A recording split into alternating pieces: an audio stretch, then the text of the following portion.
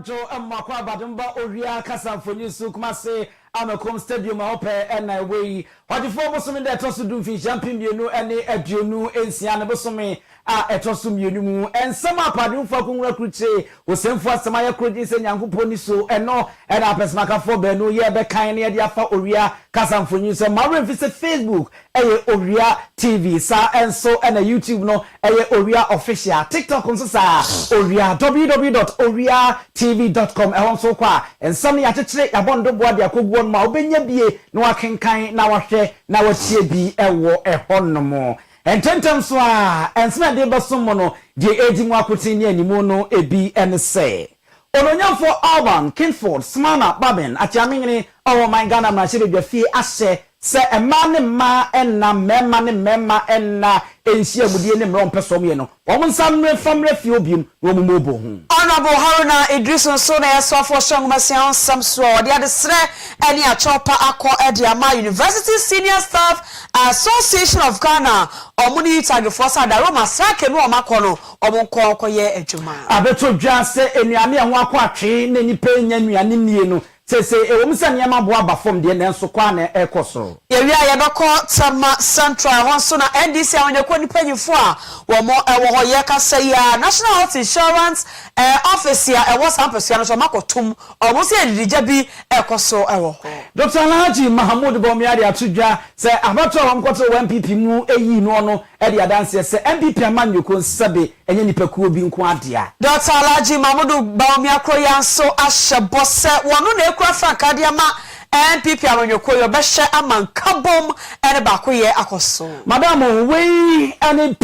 na eka ho a yebesi nkonwa atra nkonwa dem hanmo ne abebomu emu enchiremu yemfa na se chenchenche emfama yaboafo a wonmosi atofo no maso emu ne yede kase yi yede ebremo emopafie super premium any premium rice emaremfi se jambi soya bean no enso ewo honomo na yomi tomato paste wonbody aba se de no a ene di akejiremu so obedi mu ofia sa enso na dropping rural bank sika someone to ye de usan ho a eja wadwo na watwa wei ene nyumakuo mienu a won maso yase na kinkanfo a enumre yagepeni ye de kase bramo eyemme abusua pani ousu eduomi mene ajiwa nyako abronoma afi yentremo kase ni mu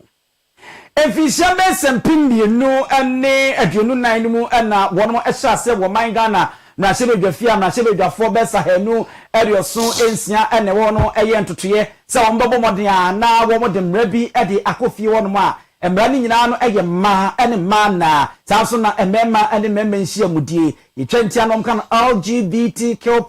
ene ne yekeka ka ho a ni nyina no eye anti-gay bill a na bono mo ekwa akoye yensan se enipa bi susu wo Ghana ase ya mamre ne amane mu no ye wo kwampa oba ene oba anase bema efaso esia na enumpo no oba ade nani eje ho no wo mu ewie keka bombo mu a emekowie finchampi mienu ne aduonu nan no eba awie no na sebedwa no esi nkonwa ema wo mu si gina ye wie wo no de Ghana mampanyi His Excellency Nana Adodan Kwakufu ado sabre no wono ena na woso de nkokro mutie se de omeya mamra afe apem ahankron ade okro mienu ehye no wode hya ase netimi besi pine sita na eyemra enso koye hwebuada Nana Adodan Kwakufu ado wantumi ansan sa amrei eno ene ebekan ya NDC amanyokuo no ade bontoa chenchenche wo vi champion mienu ene aduonu nanim se wono mbom bedi hu dwuma enne o man Ghana ma hye bedwa no wono ba ye no Alban Kinford Smana Babin onwonyamfo a oya cha mehini essay abra wo mo ye o madwen se mra no bo mo de basa wo mo nsan ko wo mo chi enkukuru chire biem wo mo nsan famre fie ho no na afi wo mo nya ho ntutu ye yie ensa ase nkonkan asechire ni se mra se bedwa na toso nwotwe a ekọ awie ye ofin champion mienu aduonu nan no mra na ene ne wo nyina no ene no akwa akogu ti se ne wo mo sa pede a na wo se wo mo sha ase eno ne nei enkra beke nsa e wo man Ghana na hye bedwa fie echire mu a achiamihini asase se afedie wo mfamre fie no wo ntrase mu bo hu ntete hu ntonto no wo nhwe se wo betimi aye hu bibi e de afa ho a ononyamfo Alban Kinford Smana Babin. Bill does not contain any provision that seeks to impose taxation or charge on the consolidated fund or other public funds of Ghana or impose payment, issue or withdrawal from the consolidated fund.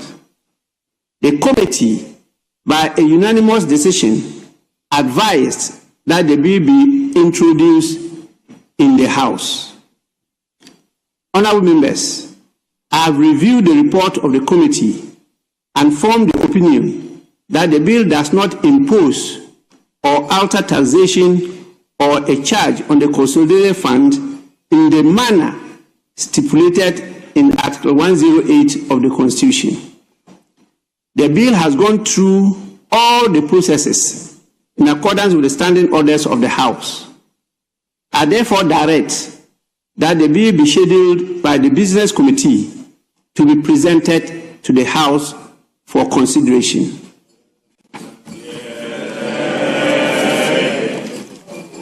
I was calling your attention because this has been one of the topics in the public arena, and I've heard some of you contribute to the debate without much information and misled a lot of people. This is the state of the bill, and we go through our standing orders. We have to comply with our standing orders, and that's why by the standing orders, I have been enjoined to read this opinion to you. Please. Achami no wo my Ghana mra shebe dwa fie no se nya de de wo haw bia na sisiketua bia to bia e de ba beto oman so na yendu tumri katente ne ntu sa no makwabia wotu an nsam mojabum kopiem wo my Ghana mra shebe dwa fie ye de nsentwe ni nana ya a wo chitwie enkobonkomo ya chitwie nwumre yi ye moadwo akwaba eba Owia Kaseɛ so. Hello nana ya abisa yehwe se ochitwie ebenya ne yie pa e wa hama so na wato ye nkra e de afro man Ghana mra hye bedwafie ya chitwie wote me nka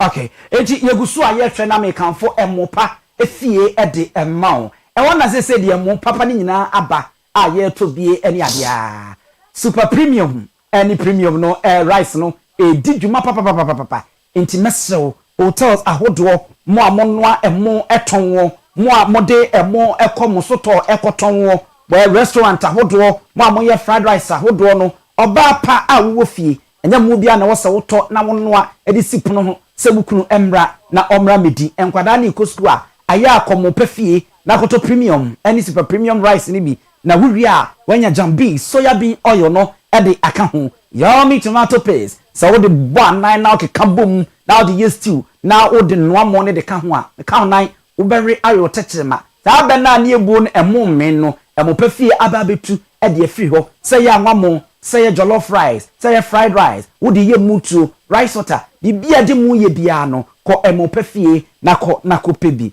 edum wo de wani echiremu a oyere pa mo be ma me ne na ya nkodi nkomo na be ba betra so otitwe ye mo adwo mo akwaba eba Owia Kaseɛ so anwumre meju so ho nya be ma nta ho ye de boye nchiremu wa ba ma etfa LGBTQ emre yi ene ho nkitahudie ene ede pa na course e wo man Ghana mra hye bedwafie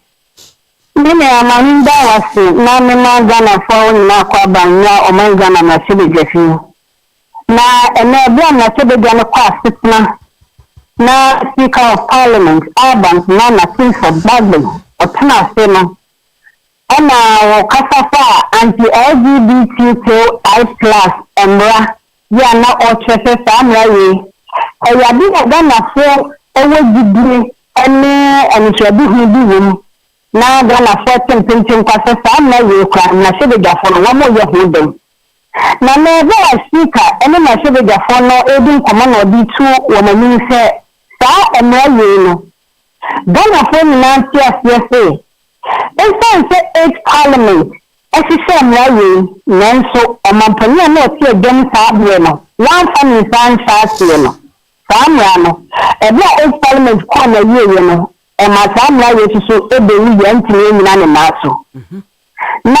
ebe ye kotu abaye 9 parliament ni ebe omo bia no tutu omo ne ma nyina ye no onu Speaker of Parliament what comes out and to game Mary ade koma aban na yapani ne trata ni journal so onhwe no mfa ni nim die mbra speaker se ampa aban na yapani ahwe saa na we no wodi nim die aka ho ode aba na bla wodi ba ye no class bi no sa fam la na se ne ba so ko ni ne o na se be desie your committee on private members bill any committee on private members motion that committee ni ni so entna phenomenal ensham lemina wa so no wa mu die bi am wo mo fanka ho and speaker say ayampa committee ni bi ni aya breno na committee na so mo ka speaker ni say sa anti LGBTQI+ no wa mo shino wọ́n ṣe lẹ́yìn iṣẹ́ ẹ̀mìránì fún ṣùgbọ́n bí ẹ̀mí hàn yíò lẹ́yìn sáàmì ẹ̀sẹ̀ bẹ́ẹ̀ náà jí tún wà ẹ̀yọ́ bí ẹgbẹ́ yẹn ṣùṣọ̀ṣọ́ bí ọ̀rọ̀ máa ń gánà máa ẹ̀sẹ̀ mi hàn ẹ̀mí ẹ̀kì nù sáàmì ẹ̀rẹ́ ẹ̀bẹ̀yẹ mìíràn ẹ̀yọ́ bí ẹ̀yẹ bí tó bí ẹ̀bẹ̀ tó gánà ní ibi afẹ́fẹ́ bẹ̀tùá tó yẹ àǹfààní sáàmì ẹ̀yẹ ẹ̀yẹ ẹ̀dúmà ànáṣí pọ́sẹ̀ yẹ̀bẹ̀ ọ̀ máa ní fútuo tẹ́ yẹ kọ́ kò yí sika alfa bi asamla ye betumi ahwama na beye eho adwuma nti no wo de mo di to speaker ni se speaker hwe se samla ye betumi asaba na se be gafe na se be gana entna so eni to speaker na so se se committee na bo na manne ye nti no ene wo se business committee onenya fa mahama ya ga ne da no majority leader enhwe na a program anti LGBTQI+ no other people na omemele le fofo omemele ya de bema appropriate committee akotna so na omosusu de omumu ayaba na si kan kan say na say na we say Ghana for interest momentum de mo bi mu a omo pepe wo mo ankodi yẹn bẹ yẹ dàbí àtúnṣe aṣọ náà ṣiṣẹ́ mìíràn sọ́ndé dáàtì bí lẹ́wẹ̀ẹ́ nàṣẹ́bẹ̀jẹ̀ ní jíkìmù yìí à wòdì nkọ̀tẹ̀bí nfa nkọ̀pọ̀t aláṣẹ òpèní bí nfa ní bẹ̀ẹ́bí nkọ̀ká fìfà àmìláyè mo ṣiṣẹ́ yẹn no ẹ̀bí ahọ́tìrẹ́ dada àbí ọ̀kọ̀jù tó spíkà sẹ́ ló bìí ebi nsi bìí ẹ̀mí ti wà sẹ́ Ghana fóònù náà bọ̀ sẹ́ anti LGBTQI+ mìíràn ẹnkyẹ nàṣẹ́bẹ̀jẹ̀ no ẹbẹ̀ sá àtúnṣe so bìí ọmọ bẹ̀ ṣẹ́ yẹn hó ẹdínmá kámakáma sẹ́bi ẹsẹ́ nefata eni ati no mo wi a omo gitu wi omo de be koma mampani na ono so e de nfa ahase o titwi yenre ebra san komoboyi ekoso ofi ho no broni kase dimina wore wo mo eni yomu eni wo mo tibia mo ma hye bedwa ho ne wo no anim na wu ne se ade a wo mo ani je ho ana se wore bi no anim ana se nkoyie sa sa emraye no adam kuma ne de no mo de trese kamera se samwa we na yenna na ndisi for trese enfunso kaka o nti o mo pese mo ye changes ya na dem kuma ne test mo se wo mo changes bi anansi se ye pese mo ye ni no o mo se na ni mo ni ya mo na nhwe ansa na daboni na de mo pese be ko bi ho no na ko ye putupu ya timi ye ni se akoba ne saade ya omo ni ntunsanse samwa we no na baby kasafa le tro o che baby article 106 and 108 na kasafa obi emra se million gna he million nevra ba me ho ban so ba alasi obema na omo pese le be hwehwe samwa we ebe ko ye tie no na ko tie bi fa hudie nkunsu kino na se be gane de o ka dia ntunsanse sika se omo petro wa mo enti se omo petro wa mo no o ma se be gani bia wo amendment bia wo mo sa de o be tumi bia ko na se ntamfo kuma so na esafata o mo di be shim so o mo di shim su ne enye ya o mo be yesu ni ye nya bi tumi wa o ma se be gani so uto ene e baba da ye mra okay o titwe ye da se ene wa manebo we se me da abuzia na ya chitwe ye na musini o man Ghana na hye bedwafie ena waboye nchiremu efa LGBTQ+Z ene ne keka ho ensim ne nya nwanwa ne plus ne z ne k ne plus ne nwanwa bi ware ma kuro wefu nyina mami nwie na me ka emopafie enu nti ya ben adum se wo kwa ya ben oyepa FM sa enso na patase achemfo hotel wonsa ebekan ye ne ndi twa nimu e ma remfi se Pass and Gardens junction hwa onso oba wonsa ebekan ye ene ade a 0244615117 0244615117 17 na eni dwa Yentu akase bone so na yenko enwusian ensemwai na yekasa ya yenemse Universities Senior Staff Association of Ghana USAG4 any of University Teachers Association of Ghana UTAG4 omako strike na omo strike no asamo omo kanyina ns omo tie 2 pension contributions abane do omo ka bia wasa aban no etua ede ema omo enunti na omo so akọ strike ya yekasa yi omo ewo fie na da adwumadie bi ekoso na adwumadie ni nyina na panyimfo ede transition ceremony bi na we no na transition committee report wa womo enya ye efa University of Ghana Medical Center UGMC womo transfers honsem eno ho hyehyɛ ya panyimfo kwotena ase gina ya ho kosi ye eno mo de beto panyimfo anim no eno ho dwabo ene ne dai course na adwumadie no na Ghana man panyin His Excellency John Dramani Mahama ewo asie bi ho na osofo hwamwase ho ensem so yewa Haruna Idrisu kacho yutagefo ene yusagefo se adaroma eja akobo ne se nu amampanyin ayo mapede amomo a eno mo de omo pa mu omo yi ene amampanyin so esre se baya strike nu omakọ no omunya nu omo nsan enko kira de na de omo kan nya se aban ne ntie aban no tie a ye ka se ye wotu ho na mo amasika no oba betue bi ede amomo ti strike nu omakọ no de adaroma we de wo sre ko mo san ko na adesua ene adekye ho nsem so enkoso ho no so for edi tudwa se eka omo beto ye wa aban mu eye be se 1 billion Ghana cedis na che se enya asam keto akra enti aban na tie de se no omo kakra no omo nsom na omo nko no omo kwa kira de na brepam no de aka bia aban ne be hye no de atoa so ede amomo ngomasi asofo Honorable Haruna Idrisu. But Mr. President, at the time that you are meeting the University of Ghana and academia, I understand that there's some ongoing strike action. Let me use opportunity to call on our friends in academia that one, President Mahama is honoring his word. He's giving you unfettered what the Constitution guarantees as academic freedom.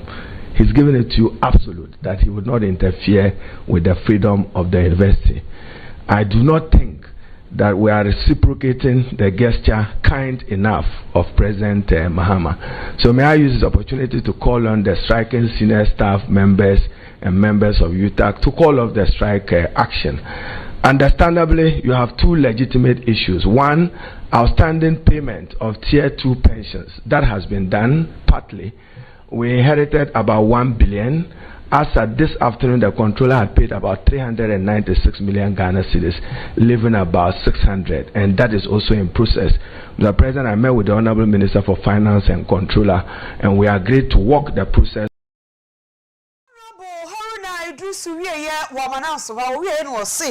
Se de wi ase dane o ene se de technology a obi besie science ene technology ya be fo niema no eno a na ekoso engineering ne sa niema no eno ene ade a ewo so to se eno so bam sa ne nya de ho hyemu a ebeboa ama afa agriculture ho nsam akoso ewiem sakra edwumadi ahodo nyina ye behu na afa food security kwa ye be fo so ye benya nuane ne akora bi ne ho akyere ye ene niema bebre omayi ye benya so fa so eno so ye tie no. Understand that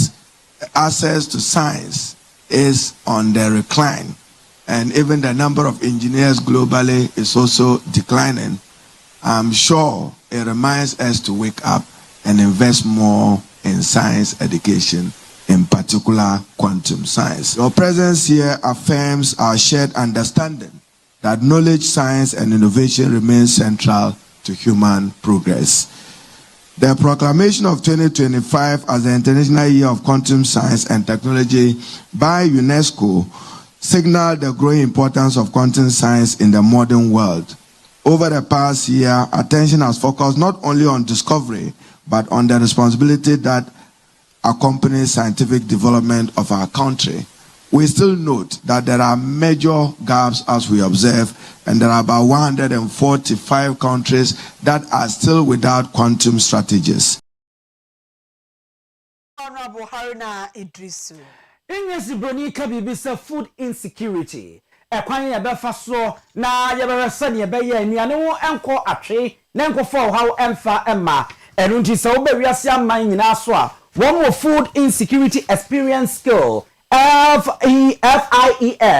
wo mo dia isudia abranu biara no bosome miensa ne ade biara no wo mo kwa atase ye hwehwemu wo mo hwese ne niema esiko ane ntotoye esitie government statistician e bank ntabudie e de ma oman Ghana aban a Dr. Alhassan Idrisi won mo bunkunta ama mo bo nkompo ko won mo chi kohwe ye no no ene me ne wo e kasei Ghana de no ehuri ekosoro efiri wo hanji chemu aduasa enum ere ko hanji chemu aduasa enwotwe achipo baako a wo kiremu a ewom se ne eniema bo aba fom enuane bo binum so atete ne ade nanso no se wo hwe de ye kase food insecurity ekwan ya nipa betimi anya nuane adie atenka bo mde bekɔ nuane ho ane awokeka mde bekɔ nuane no benya bidi abo wo ma no so twede a no kwasem nie bonsamati kwatantan ye eya ade asese ahurihuri pa se de ntwina ma ye che ho a enya asem ketra na eno ana wode atodwa se we no eka sustainable development goal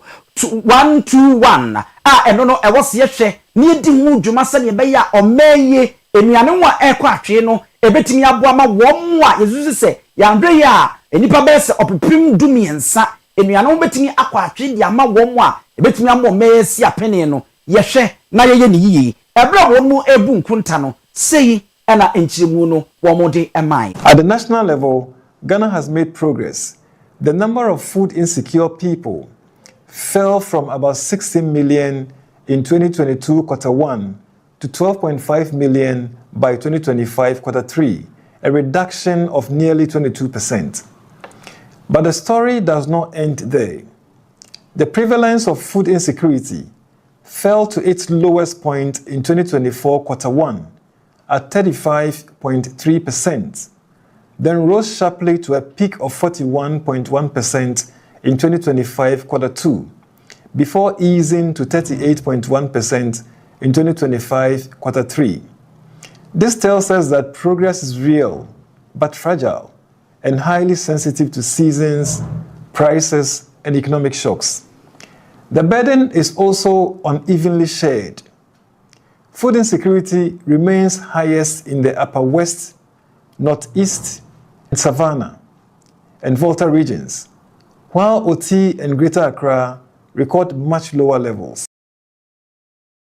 Na yese eno no ohwe mantama wo bo modern kakra no a enkrampuni mantamo na afei oti mantamo mentifido apoe mantam enye saa enso na atifido atoye mantam nso enkoyie kra eno ntina wo se ye pekwan ye befa so a ebetimi aboa se ne be besia no na enkonkoduru bia enuane ho ebekwa atwe ema omanfo. Yamfa Kaseɛ boni kopie bo ewo Tama Central ehonso NDC amanyekuo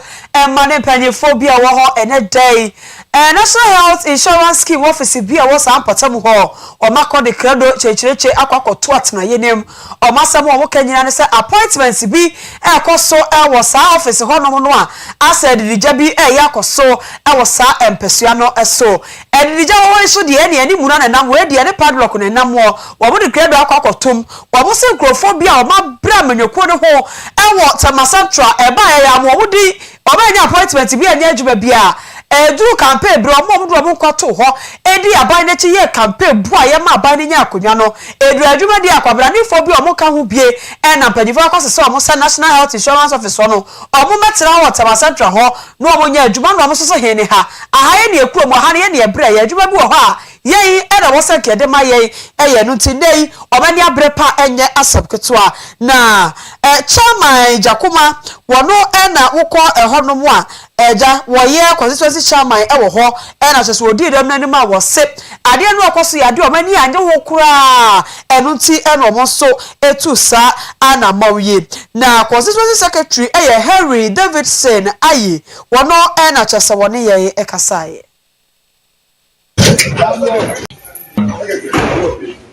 Are you okay? Everybody's out. Confirm. If you like to be inside, you will not be inside. Okay, this one. I'll go load them again. No, go load them again. Everybody come out.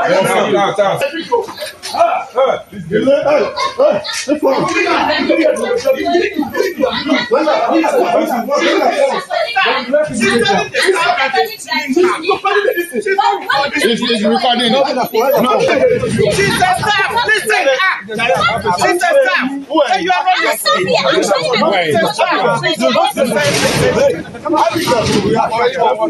Your national security is when I saw you, you will be standing. You will go wrong.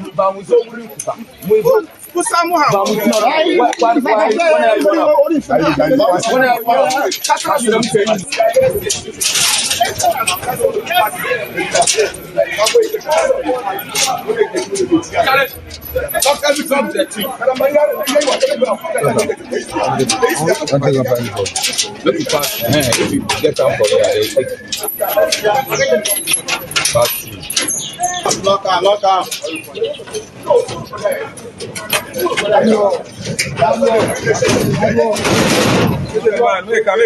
Make up. Because you see the local, see cut down. The best we get, make a cut down. Without 10, come again. Round 2. Hey, yeah.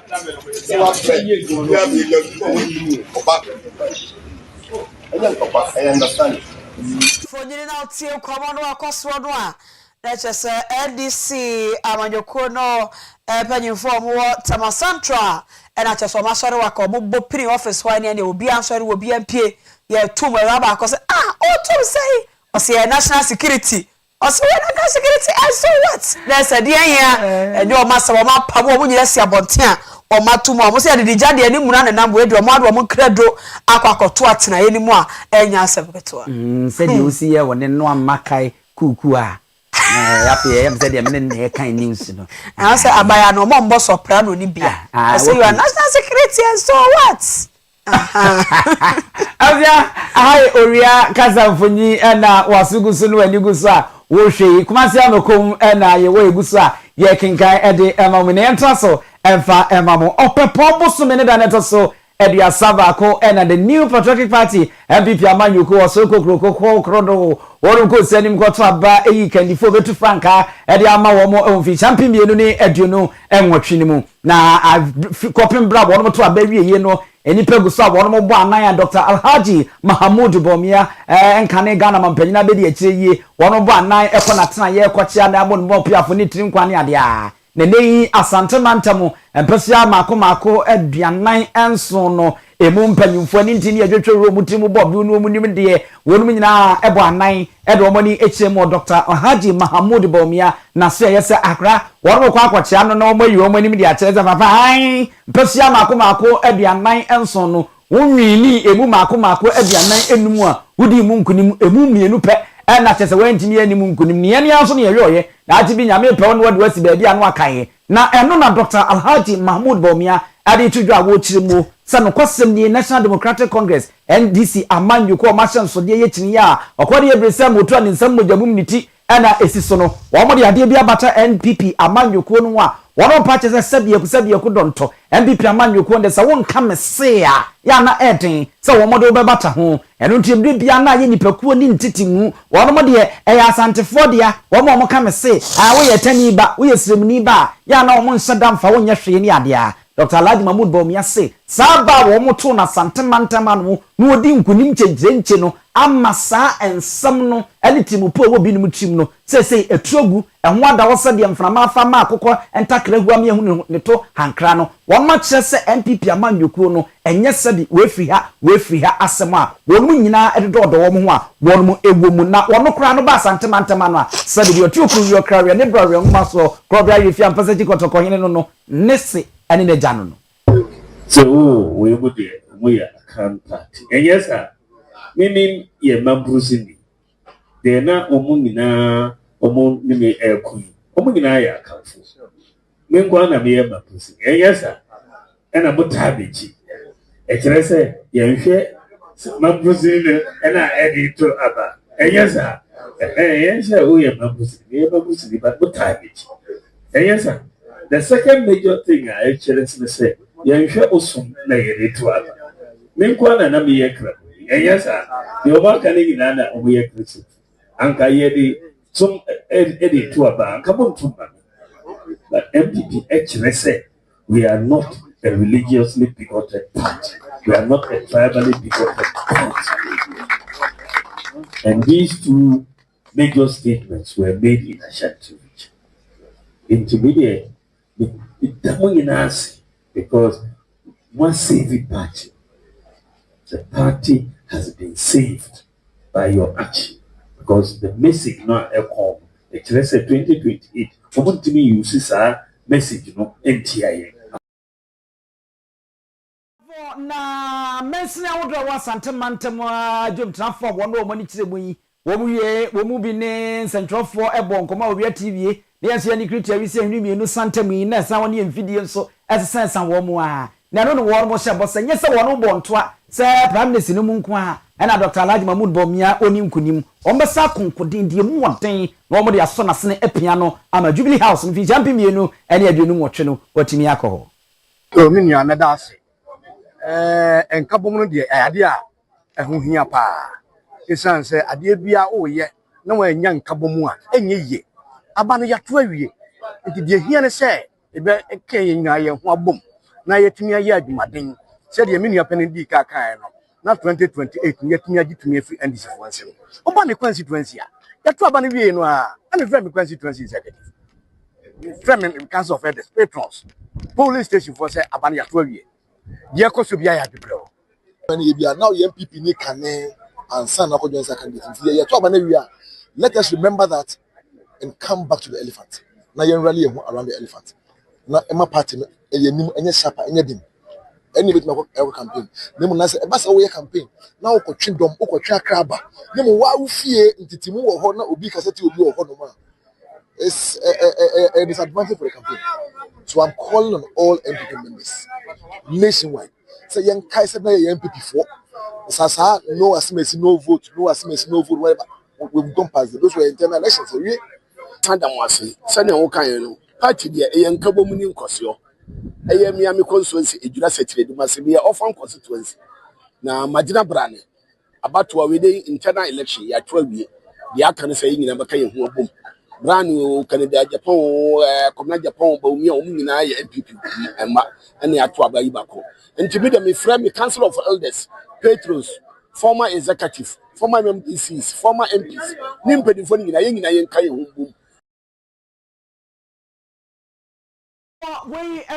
jomtrafo amu asante mantem mpeso awodo na omdo mani kire mu no wonu mu bi enu de sem na yekoya ekotie ye no Ekubi so the strikers for Dr. Mahmoud Bawumia na omo so ko ho ekosra ye Dr. Alhaji Mahmoud Bawumia ebe na omo so ko ma ne tirim kwa so akokoden na wafi mafi se fanke crafo de ema MPP amanyokuo no na ho na Dr. Alhaji Mahmoud Bawumia so eda omo nyina ase ene amanyokuo ni manyina ase so omo hu na mobo ama ne sa kwanyan so omekura franka ne bio ekokoden efama osoro amanyokuo no wo wiye na wo se wabai oba baye adwumaden e de aboa we enkabo mo adwuma no oba ye ba ko ye adwuma e no oba baye se de be abosai pano a esi amanyoko ni nyina eni so no etumi abem. We will expect that to continue. And yes, sir.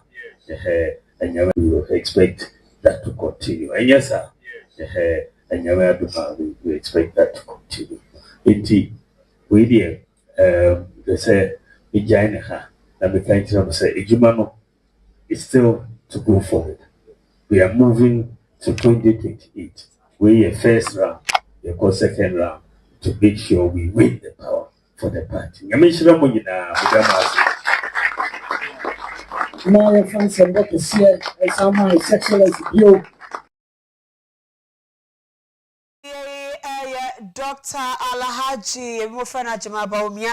any a taste so on so the same to jo we ye and members ni bia omo strikers for Dr. Mahmoud Bawumia ho no omo so ekasai group members no ye adwumadin adwumani na our grounds enti grounds no na ye hit grounds no se na be ya obia na bamuabu no e be boosting up ye be hye kina na wadwen say strikers for Bawumia MPP the whole ebe edwumaden na victory about your side. Well,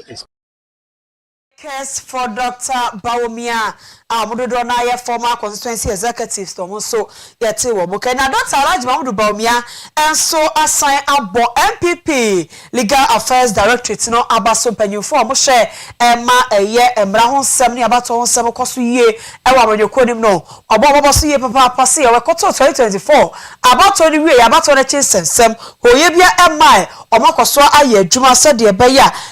amanyoko no mo siti kakra ya akai omonsan elu su bi efa enka ona timi opanya odi animu ye Gary ni mako mafo omonso ko ho ekoma Dr. Alhaji Mahmoud Bawumia trikwa eho eno no so de sem sei etuja. Thank you very, very much. As they say, King Gary and all of you who are present, members of the legal directorate, let me just say a very big thank you to you, first of all, for taking the time. You're all very busy people, very, very busy. So taking the time to come and wish me congratulations in the first place is something I really appreciate. God bless all of you. And I also know the work that you did in support of me, in support of my candidature in this election that we just finished on 31st of January. And I want to thank you also for that. For Edema MPP Amanyokono, Dr. Alhaji Mahmoud Bawumia. Executive Director Edema Transparency International Ghana. One more Edinson B. Eddie Abba Abatudra Uraye Mary Arela na Ada. Wano ena Uchiano Wadinson B. Abatudra and some of the Abba Enina and say Abatwa ye kwa kotu wumua ye Freddy being a siputoka sem was the vote buying. A quiet first 1 year tongue crop for one moko rumuti, one ma one moko kotono, a brasso. Say I was ye she near the asotwe mu odin pa ye de ma wo mo aya na wo mo ehun edidi mu na ye che wo mo no ni nyina akwa ba ewo ayawa so is ndc amanyukuo no wo mo enyi mu aba wo mo koto ye se wo mo penipa fuape na wo kra franka de amom na hye bedwa akonwa abo mo ebe kwa akoto no mu no na no na aba betodwa mu nim dada wo nyimo nim sam se Owia Kaseɛ ya bono a Ora Mary Arela na e de atodwa se yentwentwi asotwe mu oden na yemfa mo wo mo ya na wo mo do wo hudimi wo se ya nhwe ya ade ya ye kwankro kokram yade a eba bedi wo mayi nya ebedrum rebre no se wuni sika wo timu papa ewo adwum papa kama betimi di aboa mo mayi timi akonkan na nso sika wuni enimti no entimi nko eno nti yenhwe na yantwi nipa won mo te saa na aso na nyensen na ho emfa ma afofra won mo bo mutimu po se bia wo munya bia wo mo be. Our perspective, we believe that to be able to deal with this issue, we must show commitment and make sure that punishment, if it is meted out, is very punitive, harsh, and deterrent. So if punishment is not deterrent enough, then people will carry on and continue to do as they have done before. He again makes the point that we have allowed this phenomenon to degenerate, which I totally agree with. We have done monitoring of elections and cited instances, made recommendations to various governments and the political parties over time, which have gone unheeded. We have gone to the investigative bodies to also try this with the court. And mostly, you know, when it goes to court, they want the evidence to go beyond reasonable doubt to be able to adjudicate in our favor. And so for me, and for Transparency International Ghana Executive Director Owia Mary Arela na Ada wono ena yeteni nka ekui buta editru pa ene kwa wo mu kwani se wo de wo mani echi kata hye proye ene kankan asam krona bia na over Richard Kumadroy wono so oya fraud and security experts na chese baba bo semo ene afomo ye nipa bukata faso no a ho wo nimdia oboa safa no na wono so kasa ede etia sa vote buy no a empe bebre ya na ekoso yabato emu no ose akoba ne sa aso mamara no ye kasa 1992 constitution no e general election ko a ena ema ho kwan se yekoto ba ni kwaso komo bibi na no wo ko gina so akoto ba ede ama ose yabato aka ye ni nyina ye hwe ne ye pemra poti bi fa chechire no se de be ye beboa amasabie yi nkofo so omokoto ba ko yi opanyi bi mra omokoji motorbike ebi koji koso ya ne mako ebi so ekoji 3000 Ghana cedis na ebi so akopeja TV asoa akoji akohwe so ede ato awo se kobasa na de omanyi ye ka mamika bi no etwitwi fom na afa wo mo ese no a adwuma no betumi aye no enam so mo ni teku ni simpoanti na ye mo makonya no e ma wo mo enye adwuma no ye Richard Kumadroy ne nsem no and 5,000 say on fanfaka. I think you and I know that he doesn't need 5,000 to walk between the 1 minute distance to the police station. And say no, say a vote buying and I'm okay. Those are some of the things. And when you encourage vote buying, Nyakoba said right people will not get into political offices. Now say right people do not get into political offices. It creates a problem at the very top. The other one is to say governments come into power now, signing some fraudulent contracts.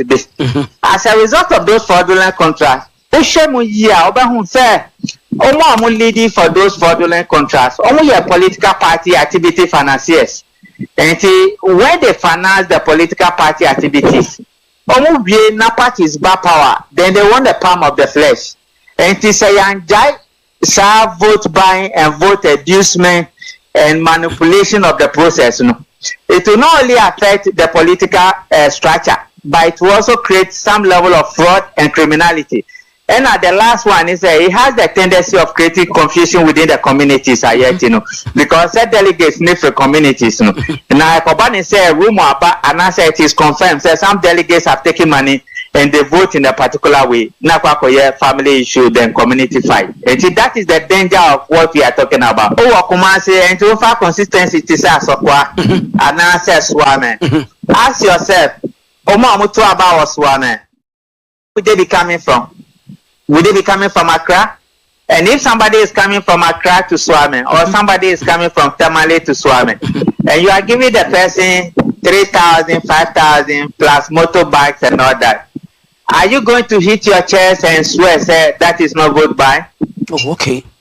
Yeah, so unless we want to lie about it again, as typical of Ghanaians, so we lied about almost everything. But other than that, the money is involved in giving to delegates to vote. It is vote buying straight away. Okay. In some other countries across Africa, we have vote buying directly. Oh, but okay. In this place, law now it doesn't talk about inter-party elections. It only talk about the national elections. So we can color it and name it and add all things to it. But at the end of the day, you vote buying, and we all know that, isn't it? Fraud and security experts and it is a work and seven no oye de kura de course no e vote by hope afa every pumo kama na nya de kan wo say before the bibia Ghana fo etwa ho ntro ye pa ye kan de be kan bia still no a vote by it ye shona sade no ye tu ase kura free amanyosem so betimi etu ase na ye delegate na abede ho de a ene na ye duru sikasem de ma memfa nko dwabe bank se wo ye udwumadie na onyambesia bi e de so wasene na wudi udwuma sabiyaku dontom fa won de odi sika ebrewo wo ye delegate utimi gina wonam mo na usi wadwene po se me kon makwa akoto e de ama wo ya obi sika entimi ena dawo na dwabe bank sika sem de won ma bin papa omo ye danso won afom nyina wo simpitim prim ene wo mo asempa loan unyate asempa loan pe na onim se eye asempa ena de ba wabrabo mu dwumadi awudie imputupuru so ena ade na ba force bi a woton pa bo bi a wokofa wigi bi ene ma be na woton wo a ehu pesika animanim ya na ade ahye mu bra na yensi nkonwa na asempa loan no yenkyere mu yie na ye ma obi mfa nkodi udwumadie oba pa loan oba palun ya maame no me nua manom a mo pesika na mo de ahye mo dwadie mo kena amanatimi atumpon no bra ye no tena sidi nkomo sima kakra bi don reba kakra bi na wonsa aka wosika wo de ko hye wo dwadie mu amana ye fefefe ewo ehwo no ene ne ma aka nyina ye bi na ma remfi savings account first deposit yesusu afeye eba seychelles na wo pe bi ato dachi nti investment ye ene de ke ka ho ni nyina oba ye no betena se ye becheche oni nyina mu mako wo wi a wa kire de wo fi se wo ya ebeboa wo na ya boa no ya kire wo ama watumi adwo ewo ho no atonsu edwane mu ha ye bie asoye foforo ewo ho no e ma we mfi se dwaben ejo so onwe sanso na fumasu abonre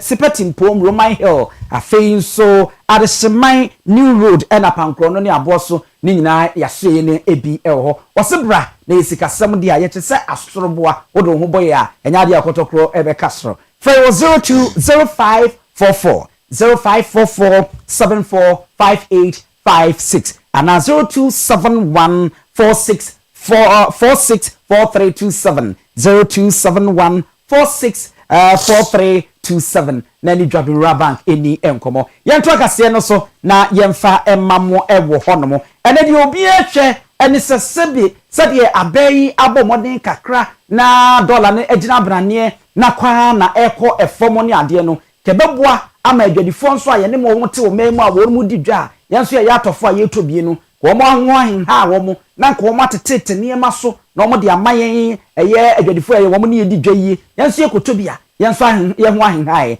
nenso adwadifo ni binom abo wo mo etirimu po esisudua se nyade a wo mo ebete so abo mi vita dukumfo no po mesima wade ho a wo mo twi wo mo ni kra wo mo nti wo bi aka esie ene ade a and I'm saying so ama Ghana Union Traders Association buta wono mpanyina wotua no Clement Boateng already ababa tudwa se eyebo apayo ene ye adwadifo no bie ene wo mo boa pa aseda se wono niema wo mo ton no wono ente so kan se sa wo hwa ebreka krani a ekwa be se afimu ani asese no se de sidi ne asi abafom no ama wo mo tidwa no mo kofa niema no kwasem ni wo manya mfaso pe wa wo mo tewe a wo mo ho ahai wo mo ne sen nti no na nko wo mo hwese de medical kana se wo mo so betete niema no so ewo nanso ebinum abo wo mo timu po se wo mo ntehwe asase aban yenti gyan ene wo mabo mo tom sa gon ya de a wo mbete so wo se eyade a ehadwene yi pa.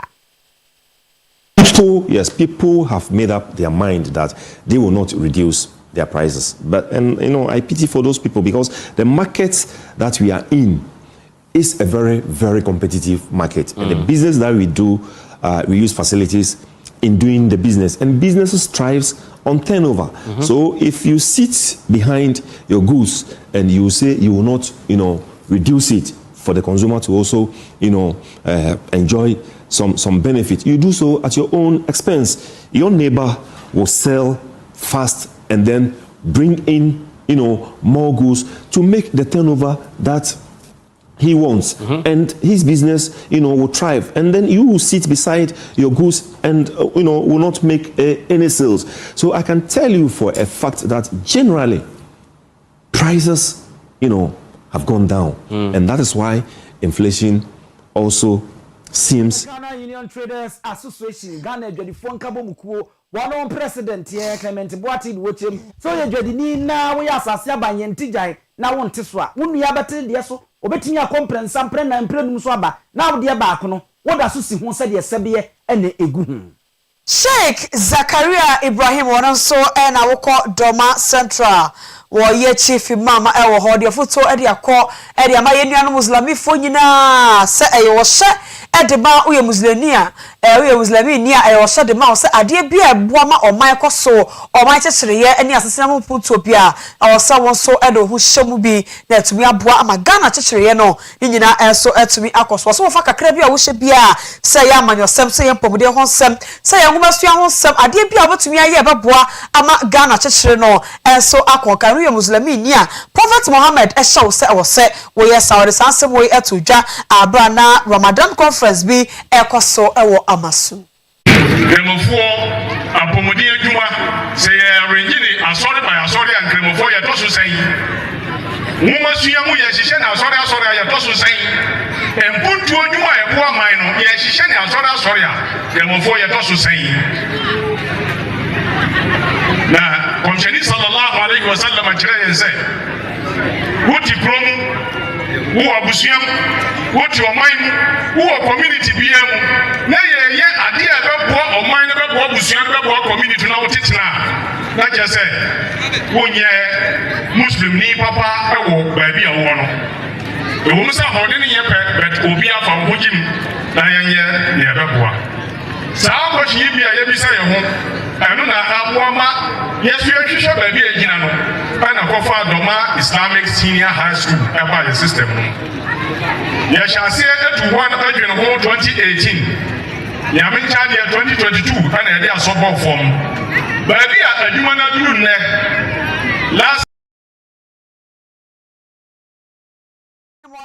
Doma Central Chief Imam and Wachi and Bono Regional Minister Honorable Joseph Ade Akwabwa Esquire one also chese and this ya banyi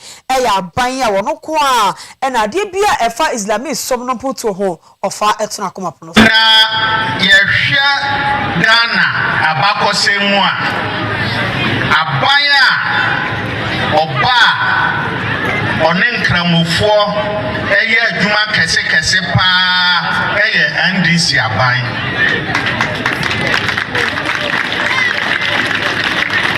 yehwe niema bebra yenuanom nkramofo enya ewo omanga na wemu a bebre na ye NDC aban ene de mawo ya papa chief imam begina ha na okasa no wo hwe niema obobo ye nyina ni nyina ye NDC aban ene de bae to the extent say yedi Ramadan holiday ni nyina ye NDC aban enti ye aban a ye dwen nkramofo ho ye pa na yonkofa eda ya ban Montano so for Honorable Joseph Ade Akwabwa Esquire and yet said the Karikokramo and Nana Yakoko Sechuata so miensa or so and a amasu Nana Hema or Woho or also the Sabkakra esos. Ani betu pona a dear Bakupa Eshemukna Ayesukukro Momesia and then see Ayamahokeka. Someone na wape bibi di asi wani so na wamu se ampa wa ye bibi e di aboa mane no wamfa dwumadi bi ase mo machia na me onhira na nanom ye pedi ye ti na ye ma ho e ye 90 acre land se ho fa ndi dwuma Sasa no yabeko swa aboa bomo bane se yebeboa ho kwani bia so sika ahodene nyufi be wo hoi ama yetimi asi bibia o hyedo mamane ne monyam so hema nana iya kokko sechiwa otoso miensa enete so no so eda na no muslimi panyimfo a wo mo ewo doma patabu ho so maboa se womo eba besi eyesuku dan ede ama empotamu ne te se na naheman so ede aseda eko ama womo ne omo sebi so na yegina na sewa hodo esaka ne fi ha ede beso mo se Owia Kaseɛ bono yede AC emu enase yede emani suma adwuma efo nyina okɔ a kukua jando ewo ho na afeso akosi asomoa yesamfo so eye Owura Benedict Asante yeboa MC ahon so Oba iya Grace Simon ene nana ya ono mototo ofidie ni nyina ede ema ye Dwabewa Bank enso ene emopa fie ho ene ye kwakoye ne mapano amana boadi mo papa akwa esika nyina akwaje besia de akatua na sese ho ketua bi ene wo ho no Dwabewa Bank ena ye ko akwaje no wona so ya sene ema enwure no si akase boy ye de beso wo ewo Owia TV so enwanu mienu a wote ye kan eye me ajwa nyako Abon mami ni wini abema. Abusia penny osu ediomi. Yaba mu nyina mo editi adehye. Yeah.